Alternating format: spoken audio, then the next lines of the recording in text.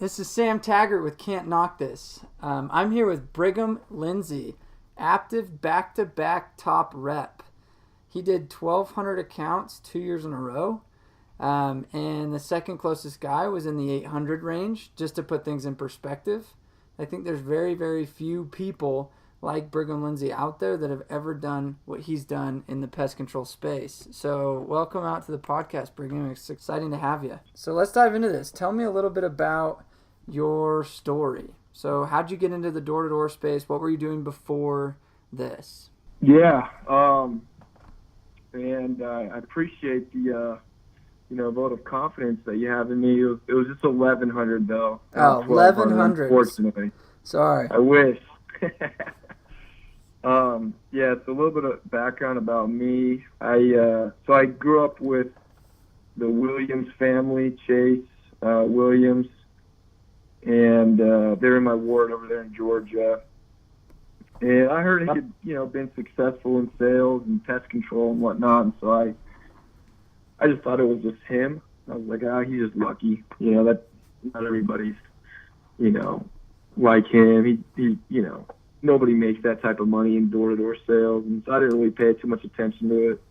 But a couple of my roommates went off and did sales, and I was there during the spring semester, just kind of, taking classes, but it got to the point where I was a little bit curious, and honestly, that was my best option to make money because I really was dead broke. So I ended up doing the sales job. I called Chase out of the blue, hadn't talked to him in years. I was like, hey, man, you got any spots on your team?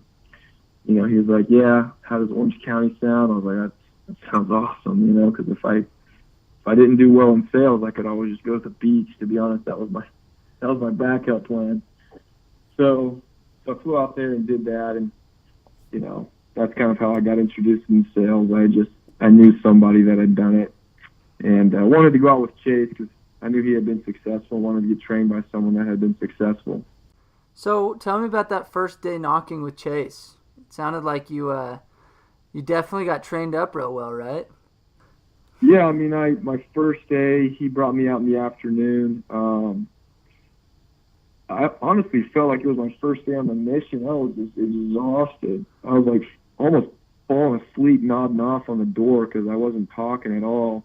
I was just listening the whole time, and it was kind of boring. But no, Chase did a good job. Read the whole training manual and all that. And I was on my way out to the area, and quickly had Chase stop at the CVS so I could get me a Mexican Coke, and basically sipped on that on the way up to the area.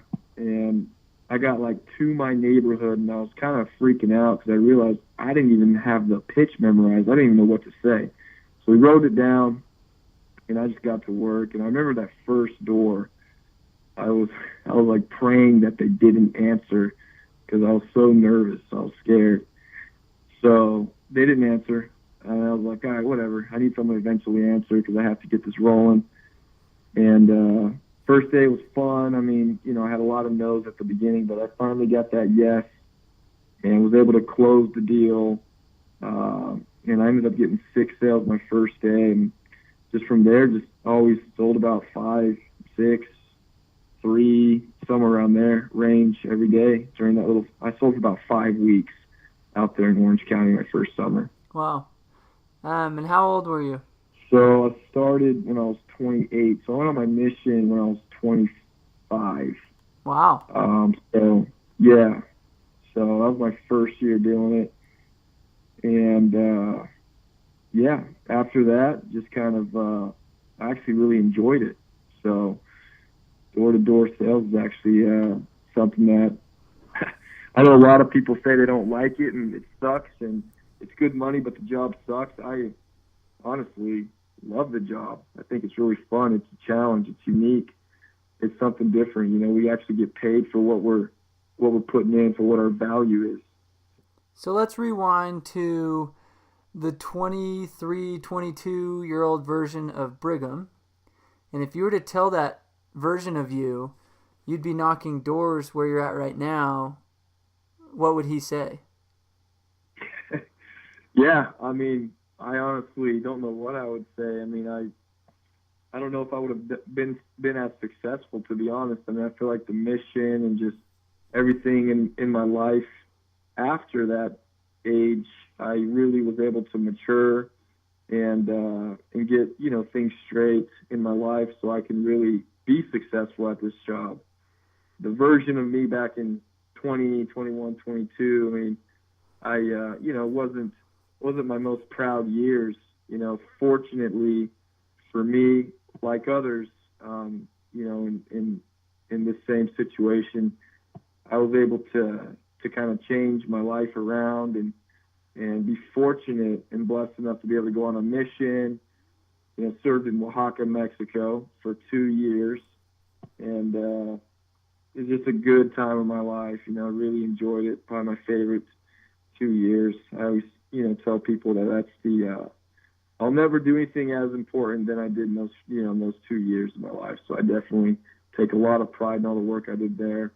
But like I said, it put me ahead as far as my maturity level. So I think I don't think I would have done nearly as well if I would have started knocking doors before my mission. But coming back home from it, having a set plan in college, and then knowing that, you know, other guys have been doing this door-to-door stuff, and then giving it a shot and really liking it, it's really changed me for the better. You know, I've been able to, you know, be financially free and take this challenge and really go with it. Cool. So you basically, year 1 did 5 weeks. Year 2, you were in Indiana. How many did you do year 2? My goal was 300, to be honest, my second year, but I ended up hitting 650. Learned a lot my first full summer, as like anyone out there, you know, that does it for their first year and then moves on to their second year. I know that my last few weeks, I started watching, you know, a TV series that was pretty addictive, and that was Prison Break, right? Yeah. So yeah. I'm currently addicted to that right now on season 4, actually. So if you're out there selling, do not start Prison Break, or else you will then sell less accounts. Yeah, because, you know, you end up it's not so much the time that you spend watching the TV show, it's the fact that while you're out there on the doors, you're excited to get home to watch the TV show. You know, so you're not as focused, you're not as on point with everything that you're doing. That was my biggest flaw. And then I would stay up late though and get less sleep, and, you know, with less sleep you're more susceptible to negativity. And so it's just a bad cycle to get into. And then I also started to play some cell phone video games as well on my phone. So I'd sit in my car for a little bit and play cell phone video games for the last few weeks. And 2013, that was the year of Angry Birds, wasn't it? I just played Plants vs. Zombies. Oh, okay. To give anybody ideas. I remember I said that one year, and one of my guys actually started playing Plants vs. Zombies because he was curious about it. But it's just not a wise decision to start playing those types of things. Because like I said, it's not so much the time that you spend, it's the fact that you're out there, you know, thinking about playing the game or thinking about watching the TV show. And so instead of pushing through, you know, till dark, you go home early, a little bit early, to get back there and watch the TV. So yeah, anyway. No, it's definitely, that's a huge point. So you had the number 2 team in the company your first year managing, which is, in my opinion, even a greater feat than selling 650. Even though your goal was 300, you did more than double that. So I want to kind of hit on that. Like, you went from, hey, I'm on pace to 300, that'd be sweet to do that next year, to let me crush that more than double. And obviously there had to have been a shift there. But then you also ran the number 2 team in the company, which you never even managed before. So I want to kind of dive into your second year and what made you, what do you think changed from year 1 to year 2 to where you did more than double what you really even were expecting you were going to do? Yeah, that's a good question. I think most of it was just setting my expectations realistically. I've seen guys come out and, you know, they say that they want to sell 600-700 their first year. You know, and I totally, think it's great to have those high expectations and high hopes. I also think that focusing too much on a specific number can be a downfall because you're actually setting limits up for yourself as well. I mean, one of my main things is just wanting to go out there every day and just do my best. Because I know that if I just focus on the process and just go out there and just do my thing every day on every door, then I'm going to get whatever I get, and I'll be happy with that as long as I do my best. I honestly could care less if I get 5, 6, or 7, or if I get 10 or 15 or even 20 in one day. Obviously, I'm going to be more happy with 20 in one day than 5. But at the end of the day, I'm going to feel just as proud about myself if I worked hard as I could on both, different days. So that's kind of what I focused on instead, and that's what I did when I sold 300 was, hey, I'm going to get 300, but that doesn't mean I'm not going to go out there every single day and push hard. Like, I'm not coming home after I get 3 or 4 a day just because I got my goal. So was there a shift kind of halfway through the summer when you were like, oh, I'm going to like crush the goal 300, and you kind of realized that and you kind of reassessed? Like, tell me about that. What happened there in your mind when you're like, I'm just crushing every day, and you're realizing, well, if I just keep doing what I'm doing, shoot, I'm going to hit way bigger numbers. So like what happened there in your mind?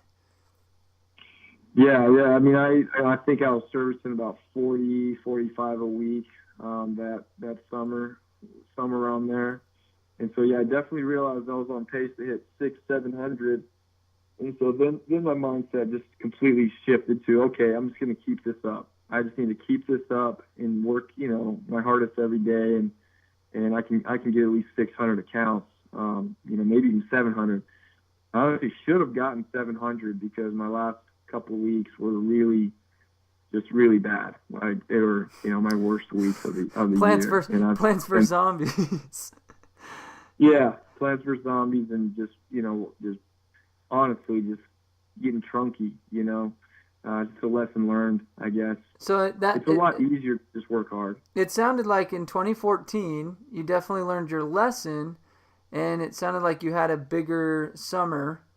Just a little more challenging market in Chicago, it sounded like, right? Yeah, and, I mean, some people really like that market. For me, Chicago was a quicker sale, and it was more of a yes or no, and sometimes that can be really good, but, and maybe it was just the situation as well. Our team was good. I think we were the number 3 team in the company. I was a little bit disappointed in the result of that year. I had higher expectations, higher hopes, recruited a lot of guys, had a little bit more fallout than what I'd been used to the previous year. And so I kind of took that to heart, took it personal. But we still, overall, we still averaged like 209 or something as a team, which was pretty good for the company. But like I said, I brought some guys out there that maybe I just didn't realize it, or I wasn't mature enough as a team lead to know that they weren't going to be successful, or maybe it was something I did.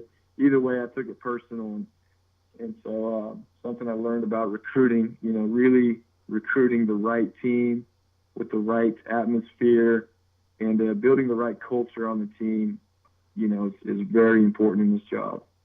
So it sounds like in 2015 you kind of dialed that in. You were like, hey, these are the guys I like working with. These are the guys I don't. And then tell me about 2015. That's kind of where you had your breakthrough, it sounds like, right? Yeah, 2016 was definitely, good year. Got lucky, extremely lucky with a couple of recruits that really just made our team even that much more great. Had a guy come over from another company. He was really successful over there, sold like 237 accounts. And then with us over where we were at, Columbus, he sold like 417, and had some other guys that were, just ballers as well. Basically, a couple of them sold over 300. One sold over 500. So altogether as a team, we were a well-established team. I think our PRA was like 300, and if you counted in some of the 7-weekers that came out for a 7-week break or just a short amount of time that would have sold a lot, it was like 335 or something. But I think technically it was like 323. So awesome team. That's insane. I That was mean, my year. what's in pest control, for those that haven't done pest control, like what's a first year normal per rep average? Yeah, I mean, I've heard, different companies, different things. I've heard the industry average is around like 100 accounts, maybe 125 or so. So, So you have I an mean, if you average really, of 335 per guy with 11 guys. I mean, that's insane. I mean, that's like three times. It's almost like you had 33 guys that are average. yeah, no, it was cool because, you have these guys that are pushing me as well to sell better, and I'm pushing them to sell better. And when you have a more compact team, just a bunch of studs on the team, really, you can, maximize everyone's sales because everyone once you, it's like if you have a first year rep on your team and he's seeing everyone throw down 5, 6, 7, 8 accounts a day, and he's going to think that he can sell at least 2 or 3, you know. Or if you have a first year rep and he's on a team, everyone's selling 1 account a day or 2 accounts a day, he's going to think if he has a good day, he might bring home 1 a day. And so a lot of it's just perception, a lot of it's just the mindset of your team.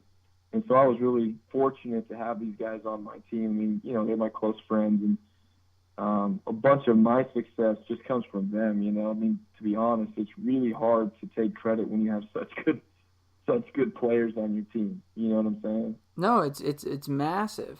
So you went from doing 650 to 1100 that year. Do you feel like Yeah. that was a big shift? Is just your environment? Oh, 100%. When you've got guys, because I'm not perfect, I get negative every now and then, but when you have guys that are there to build you up in those times that you do get negative, or, you're there to help them as well and to push them and motivate them and inspire them, then it's just a win-win situation. You get the right group of guys together. We don't have to be the most talented or anything, but you get the right group, the right chemistry going on your team, and you can really do you can really have an awesome summer. So how do you do that? I mean, what did you do in the off season to recruit the dream team? It sounds like. Well, I changed my mindset. I changed my goal from wanting to recruit anyone that walks around to just putting my time in and focusing more on guys that I really felt were going to do well. And, taking them and building off of them. So Quality will always recruit quality guys. And so if you so focus quality guys, then naturally they're going to bring quality guys as well. so describe your ideal recruit. A lot of people are like, what is quality to you? How do you determine that? I kind of try to get a gauge for their work ethic. Work ethic is huge. Obviously, just how they deal with people, what their grades are like. That's a big indicator. If they're one of those types of guys that just get straight A's and just have good work ethic in school, that's a good sign. How they treat themselves, how they treat other people is a sign for me. How organized, how meticulous they are about certain things. How they communicate, I don't know if I said that or not, how they communicate to me, how they communicate to other people. No, that's I joke interesting. around about this, but I'm kind of serious. I take guys fishing to see if they give up on the first time. I'll take them to like a bad fishing spot and see if see if they give up after one try or something. That's genius How though. determined they are. So it's What's like that? you're testing them. It's like you're dating. It's almost like let's see, yeah. It's like let's see like if she likes to serve, and let's see her work ethic when you put her in a challenging situation, and like so you legitimately like interview but like deeply try to get to know these guys. And let's Yeah. hypothetically let's just say one of them you're feeling like, man, this guy's kind of a wimp. He's kind of not really. I'm not feeling it. What do you do? It's a great question. It's hard, man. It's hard. I actually don't. The main thing is I just don't push too much on it. I just, let them kind of decide. I mean, so the thing is, I make a promise to the other guys on my team that I want them to bring quality and to bring value to the team, and I expect all the other guys to bring value to them, as well. And so I'm not perfect either with recruiting. There's going to be some times where I make the wrong decision in that or whatnot, or maybe he's fighting for another company and I get emotional about it and want to, win the battle. And so maybe I bring the wrong guy out or whatever. But for the most part, I try to be smart about it. Tell them that maybe Service Pro is a better option, or like I said, just maybe just stop, not pushing so hard and then seeing what they do if they really want it. Because, honestly, Chase, when I texted him on Facebook, because I didn't even have his number, I texted him on Facebook. I still have those messages from back then. He told me later on that he didn't even think that I was going to, do well. He knew me growing up and whatnot. He thought that I just wasn't going to, he thought I was going to quit. And I thought it was kind of funny, because, how many times maybe do we misjudge people? I also don't so what, I'm curious, tell me a little bit more about Chase's first impression. Obviously you knew each other from Georgia. Chase Williams, for those that don't know him, he's the VP or regional? I mean, he's high up and active. And realistically, what was his first impression on you? How did he perceive you from growing up? I mean, he knew you from childhood, so what was his perception? Yeah, I guess he just thought I was going to give up, He thought I was going to have a hot head and just get mad and quit. I mean, because there's a lot of rejection in this job and people get angry at you. And so he just thought that. I mean, I wasn't your basically, what's the word? Just, I don't even know how to describe myself growing up. I wasn't your typical, LDS kid growing up. I mean, I kind of did my own thing, and so it took me a while to kind of, to get around and do everything the right way. But Chase just thought I was just going to give up, I guess, and just kind of quit. So it's kind of like I also don't want to. Oh, go ahead. It's like the Michael Jordan story. It's like gets cut from his high school basketball team. He ends up the best, So yeah, he didn't tell me that he didn't want me out there, but I actually did have to proactively contact him a few times. I did feel like he was kind of ignoring me a little bit. But now he let me come out. That's awesome. I don't want to misjudge people, because sometimes you can be wrong about a recruit.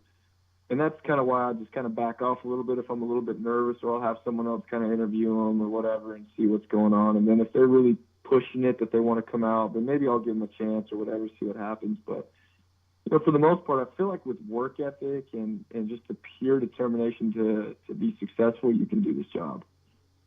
I agree 100%.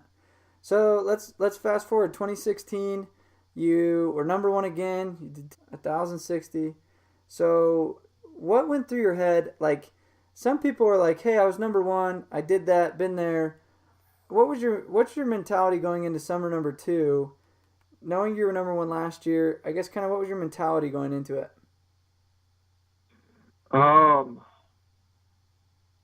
Wanted to have the number one team again. That was my top priority. Had some really, really clutch guys with me again.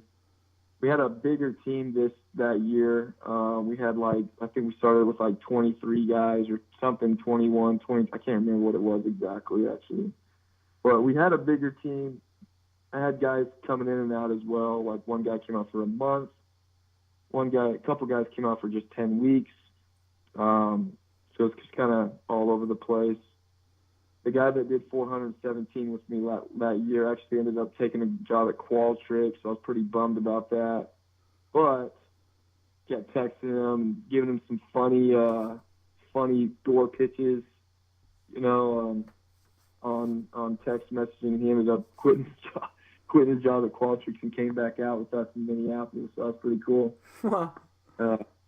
So yeah, that was pretty much my mindset. I mean, I did have that desire to be number one again, but at the same time, my number one priority, and I always put this in my bedroom kind of privately or whatever, but my team's goals and team success comes before my success. And so I don't feel good if my team isn't doing isn't successful. Like I feel like this is gonna sound funny, it's gonna sound stupid, but it's almost like when a girl doesn't text you back when you were dating them. Mm-hmm. You have that like feeling. It's like I feel like that when my guys aren't selling, and so like it stresses me out. Like I'm calling them on the phone and, hey, what's going on, man, or whatever. So that was definitely my top priority, is to make sure that our team was successful again. That was my number one goal, was to have the number one team again. So let's shift gears into managing. So obviously having back-to-back top teams in the industry, I mean, you're doing thousands of accounts, awesome per rep averages with your guys consistently over the years. What do you do in your meetings? Like, tell me what you do unique in your correlations to get your guys fired up. Describe your meetings. Yeah, I mean, like I said before, it's so easy to be a leader when you have good, soldiers with you. These guys help me so much. But I think the big thing that we do that's a little bit different is we get crazy, man. We get jacked up, in the mornings, and it's not all serious. It's not all yelling and screaming and all that. It's having fun. We love the competition. We love this, we just love the atmosphere of this job and competing against other. A lot of us are, play sports growing up, and we've always had that competitive nature about us. So we kind of take that and really just use it and maximize it to help us do better in this job. If you can create a competitive atmosphere in your team and get everyone really jacked and fired up and bought into the competitiveness of the job, then it'll help you guys sell a lot better, because they're not too much thinking about it. They're just wanting to just do the best they can to compete, So let me ask you this. What are some interesting, and try to get more specific, what are some interesting things you've done to create competitiveness in your office? Like some people do belly flops, some people do prizes. I mean, what are some of your favorite things you've seen yourself do over the last couple of years? One thing in particular, I had a guy that sold alarms for another company. Came out, he was actually done with summer sales and came out with me for just a 7-week break. I convinced him to do it, and it was like his second to last week, and he was kind of struggling a little bit. He was actually doing really well. He's selling like 3 or 4 a day, but this kid, he could have sold 7, 8, 9 a day. And so I was helping him understand that and teaching him, like, hey, the mentality of sales, and you need to go out there and really put in the work every single day. And it's not just, 3 or 4 a day, but every single door you need to try to sell. And so I was like, look, because I was trying to get him to get past the 3 or 4 a day. So I look, if you sell 5 today, I will jump in the lake right here, this muddy, nasty lake. I will jump in the lake afterwards. And I had a cold too. Like I had a cold for like 2 weeks straight. I remember that. And he got 5 before lunch because he wanted me to jump in the lake so much. He actually had his best day. He had like 10 that day or something. Oh. So just little things like that, really get the guys fired up. It doesn't even have to be money. It could just be something, like dibs on the nice chair for the morning meeting for the next week, or just whatever's going to get them fired up. Trying to find out individually what's going to get them fired up. I had a guy last year that was selling a consistent 1, 2, or 3 a day, and he was just in a slump. He zeroed for like three days in a row. And I was like, all right, dude, you go out there, and if you get 2 sales today, I'll buy you a brand new freaking pair of Nikes, $100. And by lunchtime, he had 4. So I was like, gosh, guys, like you earn more than that for every sale, right? Like, so really personalizing it. What's that? So really personalizing it. Yeah. I mean, it's kind of trying to find out what each guy, because each guy is going to be motivated by different things. And so maybe some guy just really needs cash. Maybe some guy does not want to pay gas. He hates spending money.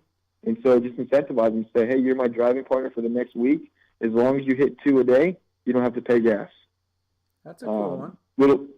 Little things like that, just trying to find out what it is that works for them. Specifically as a team, I feel like just having that camaraderie and me being myself, not being so, scared about what people think about me, and kind of being a little bit more crazy, letting people see my vulnerable side too. I mean, don't get me wrong. I post up on the group chat every now and then and say, guys, I'll be honest, I've been struggling. It's been a rough last 6 hours. I do not have a sale yet, but I know if I keep knocking with a good attitude and I stick to the process, I will get a sale. Wait, so you have days that you go 6 hours without a sale?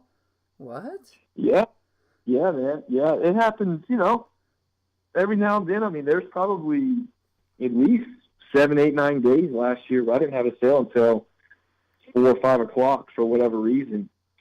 And then once you get that first one, it's just, you get that confidence back or whatever it is that you're missing, and you start cranking them out. So well, it's important to let people know. I mean, there are a lot of times where you literally probably want to punch a small baby and you want to just be like, what the hell is going on? You know what I mean? It's like, it's 5 o'clock. So what's going, what goes through your head? It's 5 o'clock. You've been on the door since 10. So what's going through your head at that point? Yeah. I usually don't start at 10 though. I started at 2 o'clock today. I mean, it's. Oh wait, and let me throw a plug in for the podcast. How many did you throw in today? So I threw up 9 today. I had 11, but 2 canceled, which is, I was kind of expecting one of them to cancel. She was a pretty big one-legger. No big deal. So it's 5 o'clock. You've been out there at 6 o'clock. You've been out there at 7 o'clock. Nothing. What's going through your mind? Pretty dang stressed at that point. Pretty dang stressed. Because, I want to throw down every day, and some days are just not like that. I mean, I could give you an example. Just Friday, didn't have a sale. I was training with a guy. He's expecting me to sell, and basically what I said, I didn't have a sale yet. I just said, all right, I'll be honest, man, I'm pretty stressed out right now. Can't believe I haven't gotten a sale. That's all right, whatever. Even if I don't have a good day today, it's not the end of the world. I'll pick myself up tomorrow, and it'll be fine. I just need to have fun. I think that's what's missing. I just need to relieve the stress, have fun, and just do my best. And whatever happens, happens. Like I said, if I don't have a good day today, it's not the end of the world. I don't need to sell 10 today. So the very next door, what's that? No, go on, sorry. I said the very next door, I basically pitched the guy, and I was a lot more relaxed. He could probably see it in my eyes or see it on my face or my body language.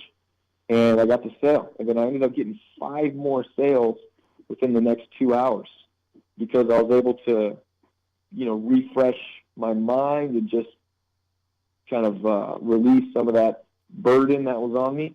And then that's what happens. When you're at 6 o'clock, 7 o'clock, and you're just stressed out about not getting a sale, the only choice you have is to just refresh everything and just start over and just say, look, as long as I just focus on the process and smile, head nod, do the things that I've been taught, focus on the process, then I can get a sale. It's, it's always happened. It'll happen again. Yeah. No, I mean, that's like a nugget that everyone needs to realize. So one thing that, like, when we were chatting that kind of really sparked my interest, because you did 1,060, number 1 rep in the company, and you did something very unique last summer that I don't think many door-to-door people would ever dare to do nor have ever done. You took Wednesdays off. Tell me about that. Like, you literally said, I'm not knocking Wednesdays, yet I'm still going to throw down over 1,000 accounts, and I'm just going to take a full day off just because I feel like it. Yeah, what was the reason? There was a month or so that I just took Wednesdays off. But I don't like too many people to know that. I'm throwing it out there for the simple fact of, like, I mean, nobody can say anything because it's like, well, I'm number 1. What are you going to do?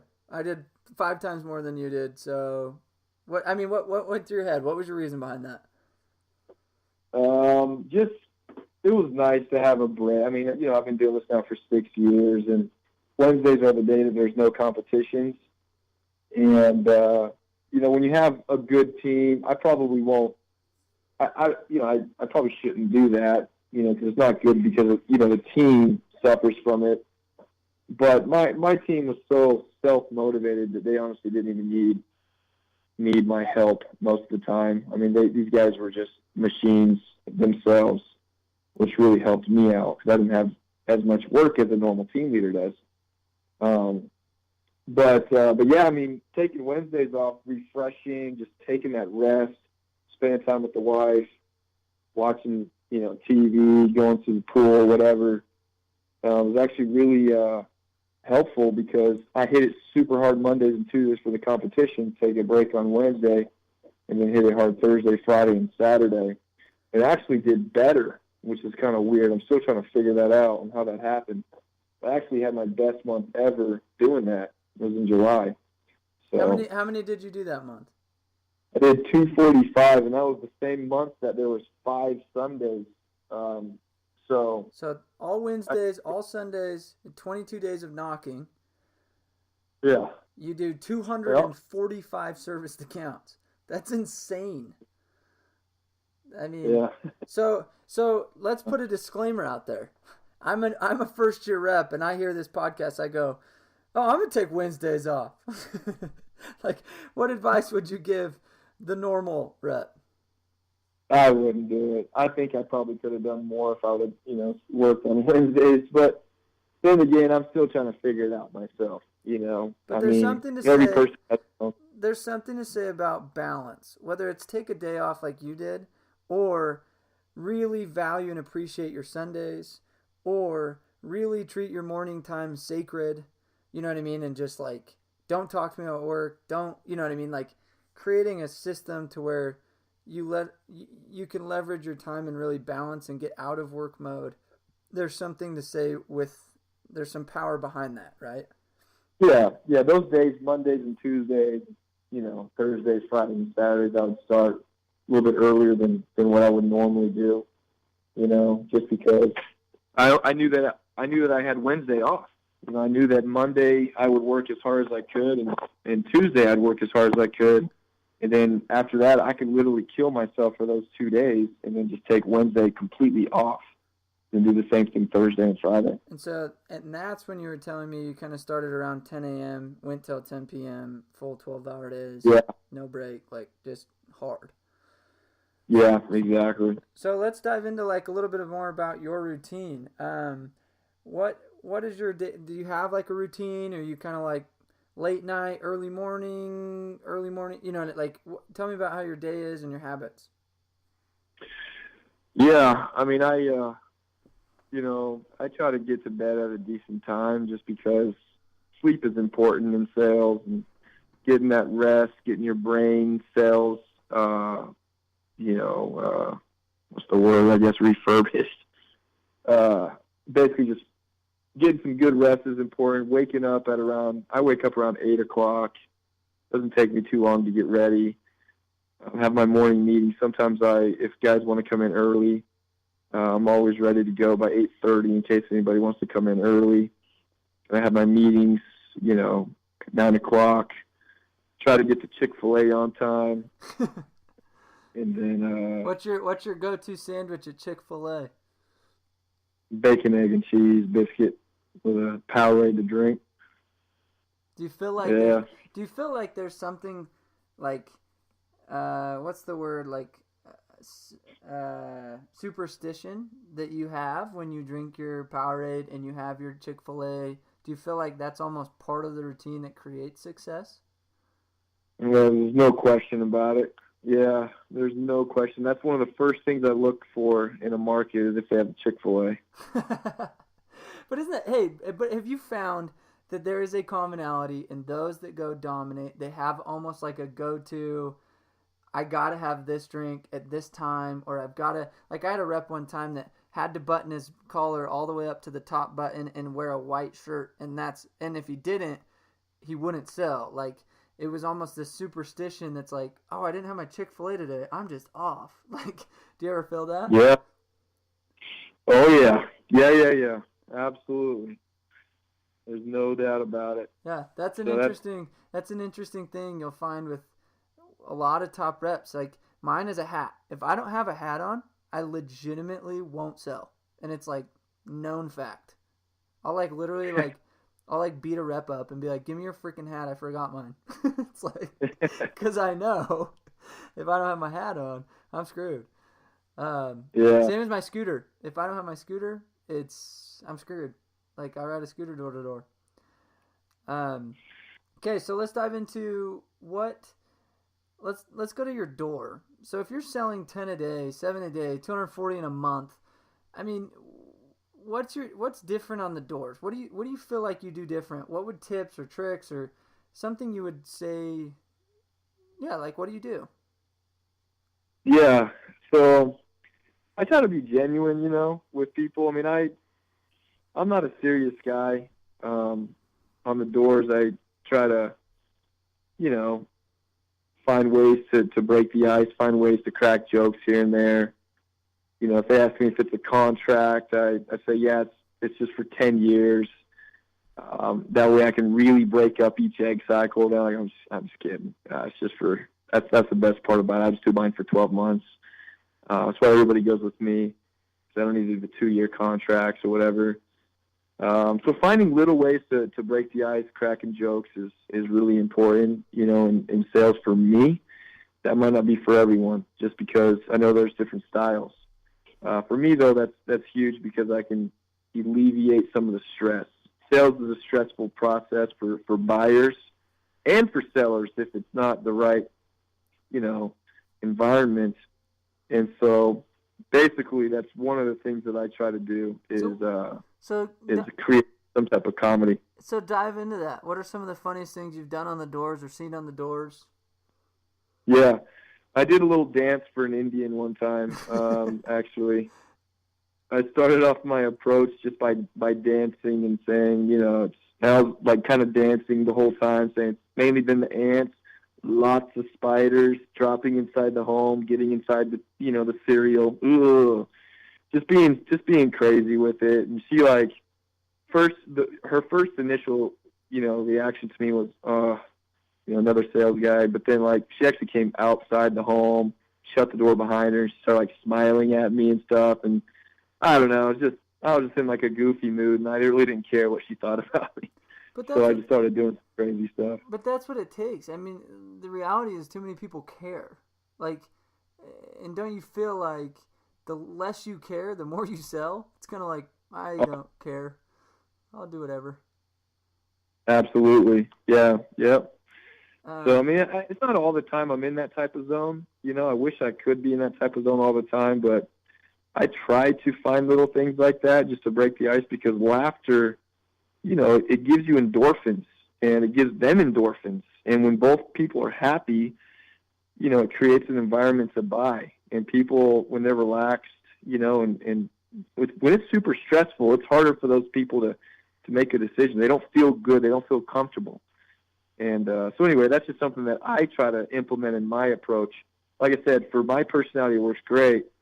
For someone else's, it might not work great. I know a guy that is a beast, and he's 1,000 level rep as well, but he's more of a serious type of guy, and he's very mature and serious, and just very systematic, and more of like a manager type, guy. And for him, it works great, but he doesn't really do too much joking around things. So you don't have to joke around to sell well. I just feel like if it's your personality, you might as well use it. Just be yourself, basically. Yeah. Be genuine. People love that. So tell me what your favorite close is. If you had to list off one or two of your favorite closes in pest control, what would it be? Just the keeping up with the Jones close, Look, I'll be here tomorrow taking care of Jake and Ryan. Jake's actually getting done around 2, then Ryan's at 5. If you can be there with them, I'll just go ahead and take an additional $30 off. I'll do it for just $69 for the whole thing. Does that sound fair? Give them a little head nod at the end of that. So really using the keeping up with the Jones to maximize that way they remember that, hey, they're not the only idiots buying the service. There's other idiots as well in the neighborhood that are buying it as well. Yeah. People never, they don't want to be the only ones that have bought a service. They don't want to be that guy, you know? So people feel much more comfortable if they know that other people in their neighborhood have been doing it. Cool. No, dude, people underestimate the power of bandwagoning. Oh, yeah. Okay, so a couple of things. We're going to go into the lightning round now, unless there's anything. And then at the end, we're going to talk about, like, I just want you to think of one piece of advice you would give a first year or a brand new rep getting into this door-to-door space. And then we'll wrap up. So remember, and I didn't really talk to you much about this, Brigham, but I teamed up with a guy named Danny Pest, and we're going to be throwing a year-end door-to-door con. We haven't come up with a cool name with it yet. But in November, we want to do the first annual convention, Aptive and all the security and the solar. They have their year-end parties, which is cool. But we want to do like a full-on door-to-door seminar with, breakout groups, speakers. We're bringing in some big players and, maybe leverage you if you're open to it. But in November, we want to get as many people just in the space to that, which will be really cool. Just to create kind of a space for networking and, no recruiting at all. But I think there's a lot we can learn from people like you and, different top guys in all these different industries. And I'm sure you've have new levels that you don't even, when we were talking, you were like, dude, I think if I buckled down and didn't just like kind of half A or have a team or whatever, you could probably do 1,500, you were saying, right? You're like, there's new levels that people haven't even hit. And I truly, and I think you agree that, somebody's going to go do it, Oh, yeah. Yeah, man. Yeah. Well, I totally agree. And there's tons of things I can still learn from other people. You take one or two little things and you put them in your daily routine, and for the whole summer, next thing you know, you just increase your sales by 50 over the summer or 100. Yeah, you're doing 0.5 more per day every day. Over a whole summer, it's massive. Yeah. Okay, so let's jump in. Let's jump into the lightning round. So these are just quick answers, and just some quick questions. So it's, what makes a successful salesman? Tenacity. Book that changed your life. Book of Mormon. Craziest thing that's happened to you on the doors. Guy chased me out with a shovel. I'd love more context on that if it weren't lightning round. What skill should every salesman have? People skills. What makes you happy? Family. What does it take to be top in the industry? Determination. What do you see as success? What do I see as success? Yep. Doing your best. Favorite cereal? Cocoa Puffs. Apple or Android? Apple. Most recommended book, sales book? Like you. Be obsessed or be average. Okay. What would you do if you weren't a salesman? Like, if take all sales away, what would you do? I'd probably do something with statistics or something like that. I was going to be an actuary, actually. Wow. What gets you stoked? What gets you fired up? Competitions. How do you get on the doors when you're not feeling it? On those days that you're like, oh. Or drink a Coke and get to it. Love it. Essential daily activity. Won't miss it. Chick-fil-A, Jersey Mike's, good pump-up music, and then come home and watch a little TV to wind down. Love it. What's your go-to pump-up music? What music do you listen to? I like rap. I like hip-hop and like some... our generation, like 50 Cent rap or like New Age rap? I like the New Age stuff, but I also like some of the old-school Outkast, Aquemini album, some like older Atlanta music, but also the new stuff. Some of the new stuff's pretty good too. Cool. Okay, so if you were to give one piece of advice to a brand new rep, what would you tell them? I would say train, and set your expectations the right way, and then build off of that. Don't go out there and expect to sell 10 your first day, but also don't be surprised if you sell 10 your first day. Just go out there and just do your best. Constantly build off of a strong foundation, memorize the stuff word for word, and then build off of it. You don't need to basically, and also just copy other guys that have been doing it, like it. If they've been successful the way that they're doing it, if you copy them, there's a law that says that you'll have similar results. And so that's kind of the idea. You have reps around you that have been being successful and, having good summers and throwing down tons of accounts. Just copy them, literally word for word, and copy their body language, copy their everything. Their nonverbals, their paraverbals, everything. Yeah, no, I definitely agree with that. Well, Brigham, I thank you for your time. This has been, I just get giddy every time I do one of these podcasts, just because I feel like privileged to just even talk to you and you take time out of your day. I really hope people take this to heart and can really leverage some of the awesome content you've helped deliver. Share this on Can't Knock This. Make sure to tag friends, people that are in the pest control industry. I mean, this is the best of the best. So make sure you share this with people that are doing pest control or other door-to-door. Brigham, I hope you'd also share this when I get it published. And stay tuned for our next episodes with Can't Knock This. And keep posted. We'll be giving a little bit more information about our event come November. And Brigham, thank you for your time. Hey, no problem. Thank you, and I hope everybody has a great summer. Okay, we'll see you, man. Okay, see ya.